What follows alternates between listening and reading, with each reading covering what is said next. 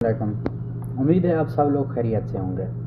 आज की मेरी इस वीडियो को बनाने का मकसद ये है कि उस अहम मसले पर बात करना है जो हज़ारों पाकिस्तानियों को हर साल परेशान करता है। सवाल यह है कि आखिर ज़्यादातर पाकिस्तानियों को रिजेक्ट क्यों किया जाता है, ज़्यादातर पाकिस्तानियों को एयरपोर्ट पे ऑफलोड क्यों किया जाता है। चाहे दुबई हो, यूरोप हो, कनाडा हो या कोई भी मुल्क हो जिसका वीज़ा अप्लाई करते हैं तो रिजेक्शन का जो खौफ है वो हर पाकिस्तानी के दिल में होता है। इस वीडियो में जो असल वजूहात हैं, जो आम गलतियां हैं, वो हल बताऊंगा मैं आपको, जिनके ज़रिए आपके वीज़े के चांसेस बहुत ज़्यादा बढ़ सकते हैं। तो आप लोगों ने मेरे साथ जुड़े रहना है, मेरे चैनल को एंड तक आपने सपोर्ट करना है। इस वीडियो को आपने लाइक करना है, अपने दोस्तों के साथ शेयर ज़रूर करना है। और चैनल अब चलते हैं अपने अगले मकसद की तरफ। जो सबसे पहला मकसद है वो है नामुकम्मल या जेली दस्तावेज़ात, यानी अनकम्प्लीट डॉक्यूमेंट।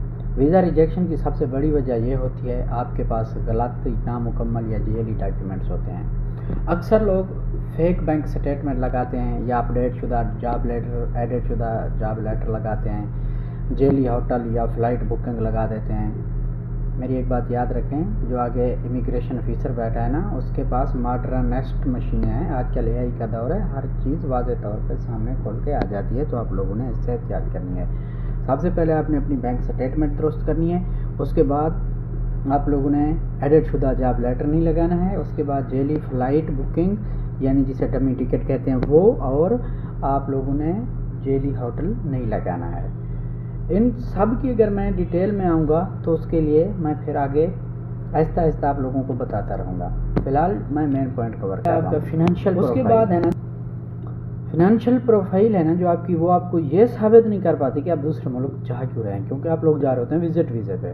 विज़िट वीज़े के लिए आपका फिनेंशियल मजबूत होना ज़रूरी है। तो सबसे मैं कहता हूँ मेन चीज़ भी यही है कि आप लोग सफ़र का खर्च बर्दाश्त कैसे कर रहे हैं, आपके पास मुस्तकिल आमदनी क्या है। तो वीज़ा ऑफिसर को शक हो जाता है कि बंदा फेक है, इसके पास कोई बराबर डॉक्यूमेंट ही नहीं है, इसने फेक बैंक स्टेटमेंट लगाई है, इसने 1-1.5 महीने में इतने पैसे इधर उधर किए, तो कैसे किए, आपके पास तो बराबर इनकम नहीं है। तो असल मकसद ये है कि गैर वाज़ेह ट्रांजैक्शन ना करें, करेक्ट, एक्यूरेट और वाज़ेह ट्रांजैक्शन करें।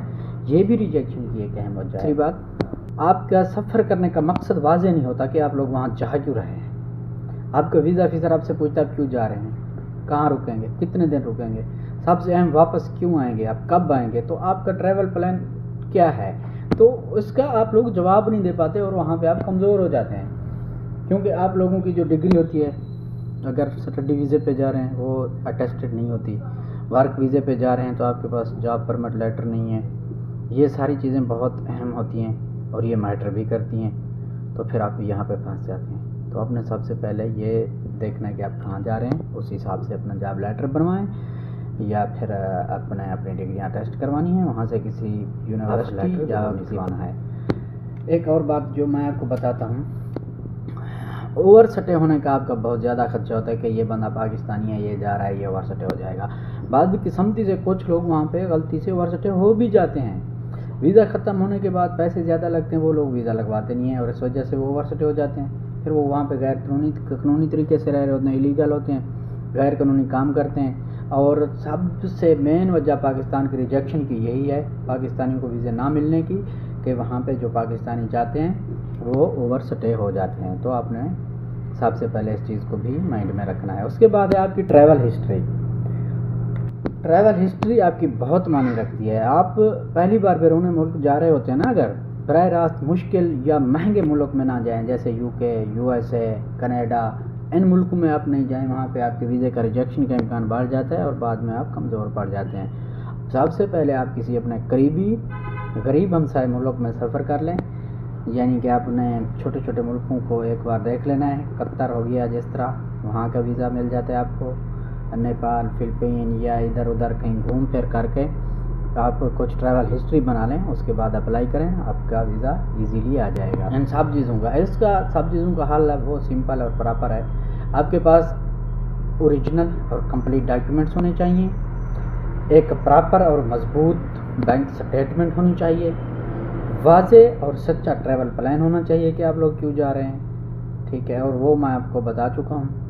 और सबसे पहले आप अपने किसी करीबी और आसान मुल्क जाएं जहाँ का वीज़ा आपका रिजेक्ट ना हो, अप्लाई करें। तो एक और बात मैंने आपको पहली वीडियो में बता चुका हूँ। सबसे पहले मैंने जो टॉपिक कवर किया था वो ये था कि ट्रैवल एजेंट कौन होता है। तो आपने इसके लिए किसी माहिर तजर्बाकार ट्रैवल एजेंट से रब्ता करना है जो आपकी ट्रैवल हिस्ट्री, आपके ये डॉक्यूमेंट्स कंप्लीट करने में आपकी मदद करे। वीज़ा रिजेक्शन कोई आखिरी चांस नहीं है, जो गिरता नहीं है वो शहसवार नहीं है। ये सिर्फ एक इशारा होता है कि हम अपनी बराबर और अच्छी तैयारी करें। ठीक है, हमारे पास सही मालूमात हो, हमारे पास कोई ऐसा बंदा हो जो हमें सही मालूमात दे और ईमानदारी और प्लानिंग भी हमारे साथ करवाए, तो उसके लिए आप लोगों ने घबराना नहीं है। मैं आप लोगों के साथ मुकम्मल प्लानिंग में आप लोगों के साथ हूँ, आप लोगों का पूरा साथ दूंगा मैं।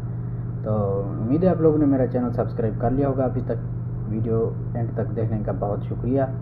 मिलते हैं अगली वीडियो में किसी और ऐसी अच्छी इन्फॉर्मेशन के साथ। तब तक दीजिए अपने भाई को इजाज़त और दोस्तों के साथ वीडियो को शेयर करना मत भूलिएगा।